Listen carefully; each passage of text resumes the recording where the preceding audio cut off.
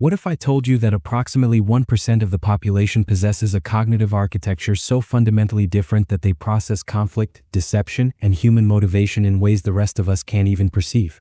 What if the person who always seems to know what you're thinking before you think it, who can dismantle your arguments without raising their voice, and who somehow always seems to be 3 moves ahead? What if they're operating from an entirely different playbook than everyone else? Welcome back to the channel. Today, we're deconstructing the INFJ personality archetype, and specifically, we're examining the 6 interconnected psychological mechanisms that make them virtually impossible to defeat in any meaningful conflict. But here's what most people miss. It's not that INFJs are inherently more intelligent or more morally superior. It's that their cognitive wiring creates systematic advantages in pattern recognition, emotional intelligence, and long-term strategic thinking that compound in ways most personalities can't counter. By the end of this video, you'll understand not just why INFJs are so formidable, but more importantly, you'll understand the psychological principles that make them this way. 1. Neurological pattern recognition disguised as intuition. Let's establish something crucial from the outset. When we talk about INFJ intuition, we're not discussing anything mystical or supernatural. We're discussing neuroscience. Neuroimaging studies suggest that individuals with dominant introverted intuition display heightened activation in the anterior cingulate cortex and insula, regions associated with error detection, pattern recognition, and emotional awareness processing. What this means in practical terms is that INFJs are running continuous, background-level cognitive analysis on their social environment. Their brains are essentially operating as sophisticated prediction machines, constantly collecting microdata points. Microexpressions lasting less than a second, vocal tone variations, breathing pattern shifts, postural changes, word choice inconsistencies, and feeding these into complex pattern-matching algorithms developed through years of observation. Here's where it becomes strategically unbeatable. This processing happens automatically and subconsciously. An INFJ doesn't sit and consciously think. They blinked 3 times, their left eyebrow raised slightly, their vocal pitch increased 2.3 Hz, and they paused for 1.2 seconds before responding. Therefore, they're experiencing anxiety about their credibility. Their brain simply registers a pattern it's seen before, cross-references it with historical data, and delivers a conclusion to their conscious mind. Something about this person's communication doesn't align with their stated position. The neuroscience here is crucial because it means you cannot outthink this mechanism through deliberate deception. You're essentially trying to fool an automated detection system by thinking harder. That's not how it works. The INFJ's pattern recognition operates at a level beneath conscious strategy. If you're lying, their brain has already identified the inconsistencies before your sentence is complete. In conflict scenarios, this creates an asymmetrical information advantage. You're operating with the data you consciously know. They're operating with the data their subconscious pattern matching system has identified. You're working with incomplete information while they already possess the missing pieces. What compounds this advantage is the INFJ's auxiliary function, extroverted feeling. While their intuition is gathering pattern data, their feeling function is simultaneously processing what those patterns mean emotionally and interpersonally. They're not just noticing the incongruence, they're understanding what emotional or motivational state generated that incongruence. They can read not just that you're being inauthentic, but specifically why. 2.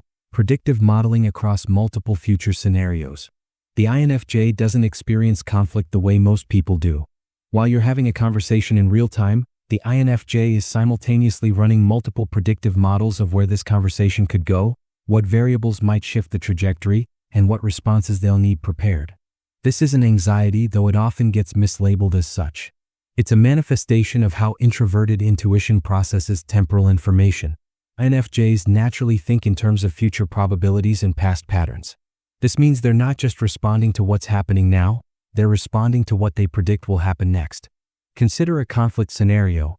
You walk into a conversation believing you have a persuasive argument you haven't shared yet.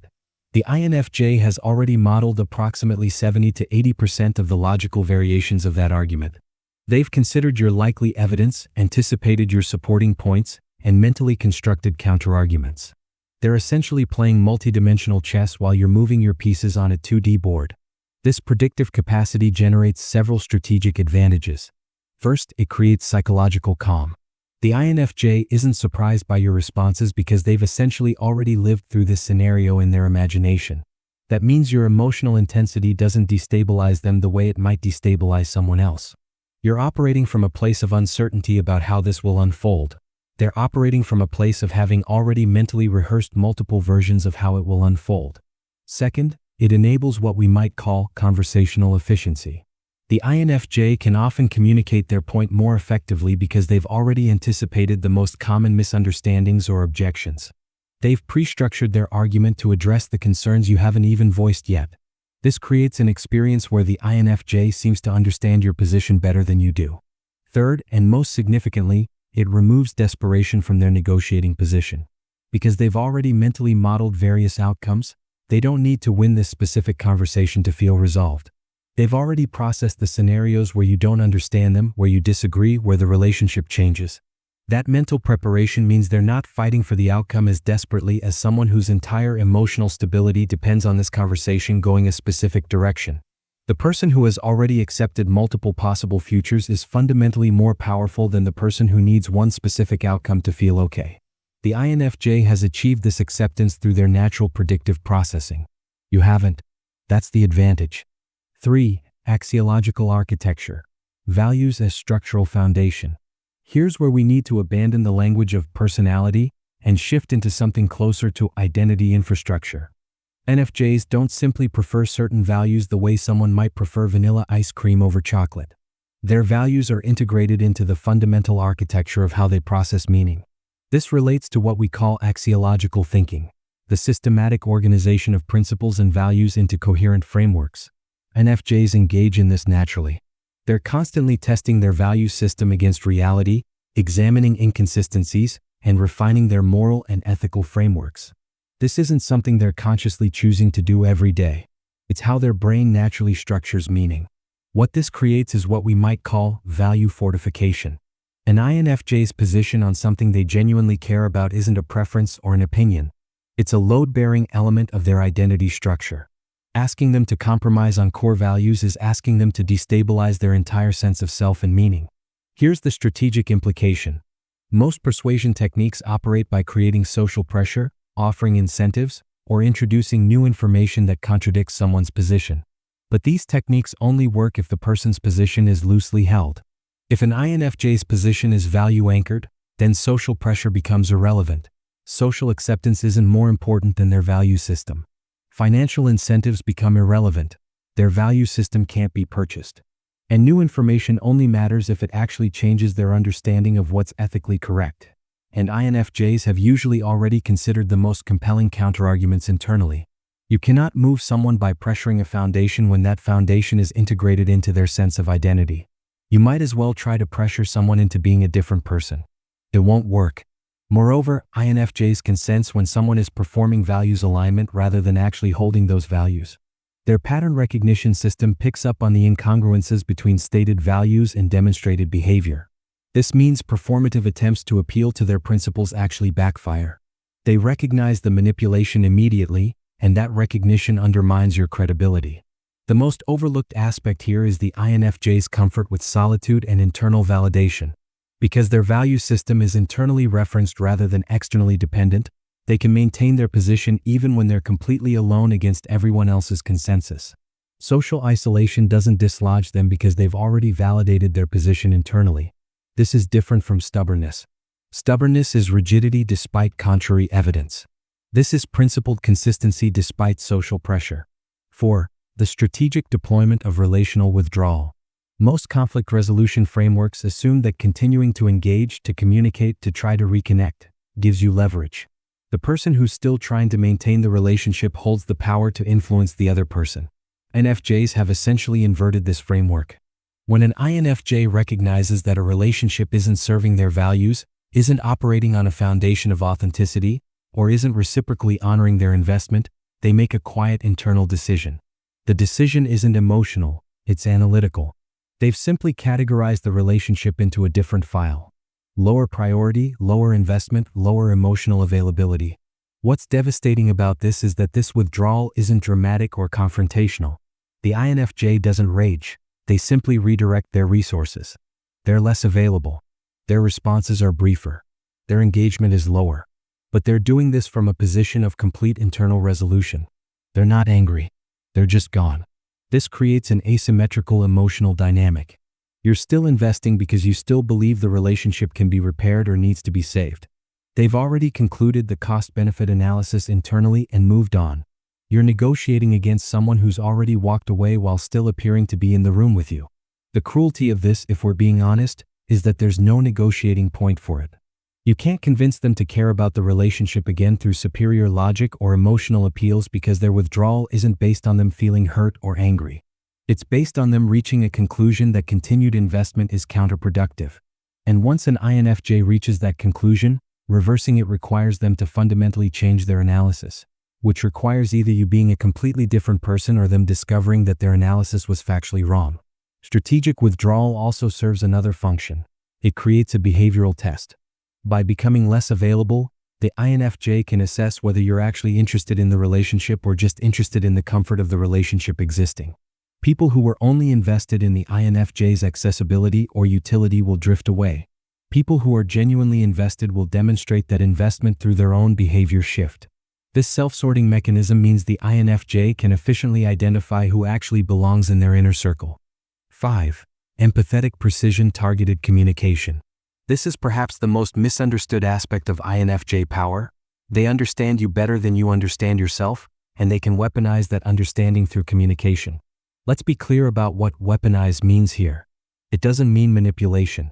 It means their understanding of your psychology, your values, your vulnerabilities, and your aspirations allows them to communicate in ways that bypass your defensive mechanisms and land directly on what matters. When an INFJ argues their position, they're not just making a logical case. They're understanding which aspects of their argument will resonate with your specific psychology.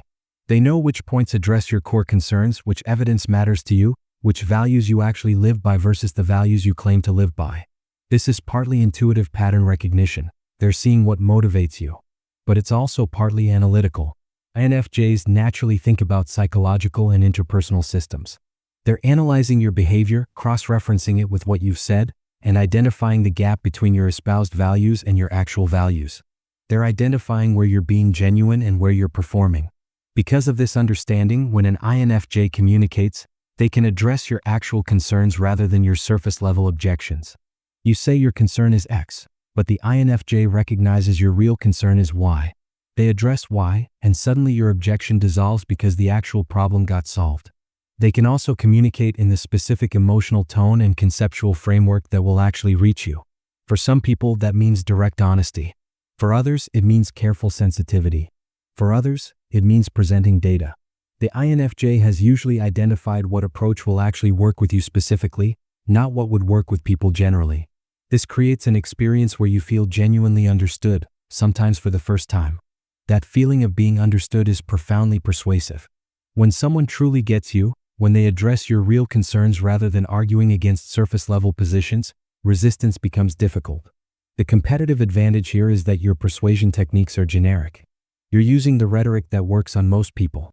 The INFJ is using rhetoric specifically calibrated to you. You're firing at a general target, they're firing at a bullseye. What compounds this is that INFJs generally aren't trying to defeat you emotionally. They're not going for the kill shot. They're communicating with enough gentleness and understanding that you feel respected even while being proven wrong. This non-adversarial approach actually makes them more persuasive, not less. You're not defending yourself against an attack. You're being drawn into actually considering their perspective. 6. Psychological autonomy from external validation. The final mechanism that makes INFJs nearly undefeatable is perhaps the most profound. They've fundamentally decoupled their sense of worth and correctness from external validation or consensus. This isn't arrogance or narcissism. This is something that develops from being consistently misunderstood. When you spend your entire development as a rare personality type, making up perhaps 1% of the population, being told by well-meaning people that you think wrong, feel wrong, or interpret situations wrong, one of two things happens. Either you internalize that you are broken or you eventually recognize that you're not broken. You're just different. Most INFJs reach the second conclusion. This realization is revolutionary for how they operate. It means they don't need you to understand them to know they're right. It means they don't need consensus agreement to have conviction. It means they don't need your validation to feel stable. Here's the devastating implication in conflict. Traditional conflict resolution assumes that if you can isolate someone socially, demonstrate that their position has no support, or show that people disagree with them, they'll eventually doubt themselves and adjust their position. This is psychologically sound for people whose sense of self is externally validated. INFJs are internally validated. Your disagreement is data, but it's not authoritative data. They've already analyzed the situation internally. They've examined their reasoning. They understand their limitations and biases. And they've concluded their position is sound. Your consensus-based attack literally cannot reach them because they're not building their certainty from consensus. This creates immunity to most forms of social pressure. You can't convince them by calling them irrational when they've already analyzed their rationality. You can't convince them by claiming they're wrong when they've already stress-tested their position internally. You can't convince them by withdrawing social approval when they've already made peace with being misunderstood. What this means pragmatically is that an INFJ can maintain their position even when it's unpopular, even when it's costly, even when they're isolated. They have what we might call psychological sovereignty. The ability to maintain their own counsel and trust their own analysis even when the entire world disagrees. The person who needs your agreement to feel confident is vulnerable to your disagreement. The person who's internally confident is not. The convergence, how these 6 mechanisms compound. Examined individually, each of these mechanisms is powerful. But the real source of INFJ impermeability emerges from how they operate simultaneously and in concert with each other. Their pattern recognition, reason number 1, feeds data into their predictive models, reason number 2. Their predictive models help them maintain their value system, reason number 3, because they can model the consequences of compromising those values. Their value system anchors their relational decisions, reason number 4.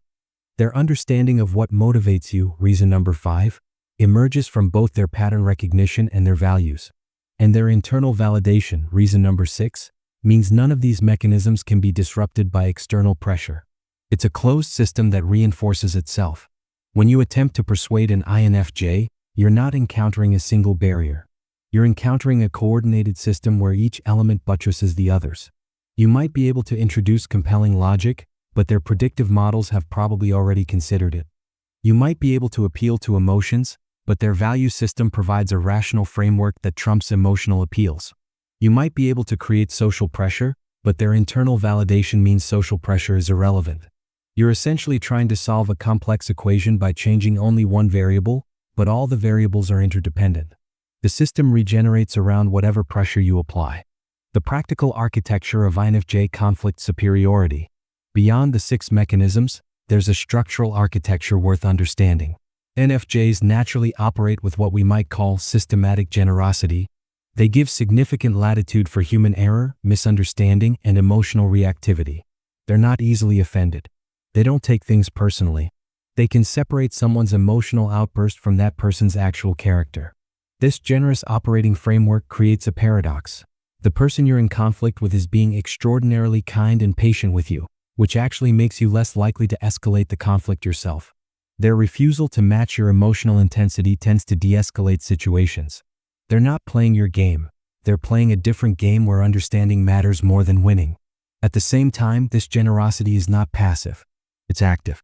The INFJ is observing, categorizing, learning more about you with each interaction. Each outburst you have teaches them something about your emotional architecture. Each argument reveals more about your values and vulnerabilities. They're simultaneously being kind to you while systematically learning exactly how to understand and predict you. When conflict finally reaches a critical point, when the INFJ has concluded that the relationship can't continue or that their position is non-negotiable, they move with complete clarity and internal resolution. They're not torn. They're not second-guessing themselves. They've already processed all the variables and reached a conclusion. They execute that conclusion with precision. This is why INFJ ghosting or sudden relational termination feels so shocking to others. From the INFJ's perspective, they didn't suddenly decide anything.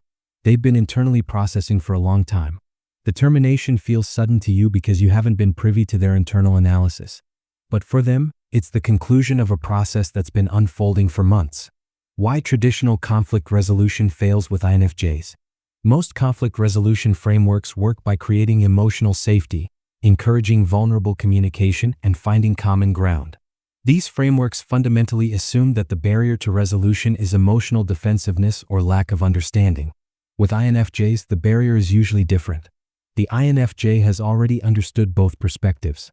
They're not emotionally defensive, they're ethically resolved. Creating a safe space for communication doesn't change their analysis. They're willing to listen, not because they haven't listened before, but because they're always willing to update their understanding if new information fundamentally changes the situation. The problem is, you probably don't have information that fundamentally changes the situation. You have perspective. You have emotion.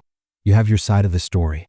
The INFJ has probably already modeled your perspective, understood it, and incorporated it into their analysis. And they've concluded their position is still correct. This is why trying to get through to an INFJ often feels like you're talking to a wall. Not because they're rigid, but because they've already had the internal conversation you're having with them. They've already considered your point, and they've already decided it doesn't change their conclusion. The only way to actually change an INFJ's mind is to provide information that materially alters their understanding of the facts or the ethical implications of the situation. You need to show them something they haven't already considered. And given their predictive processing, that's remarkably difficult. Section: the self-awareness component. What's genuinely fascinating about INFJs is that many of them understand their own psychology at a sophisticated level. They recognize their pattern matching. They recognize they're predicting futures. They recognize their value system is filtering their perception.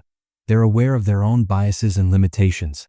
This self-awareness might seem like it would create humility and openness. Sometimes it does.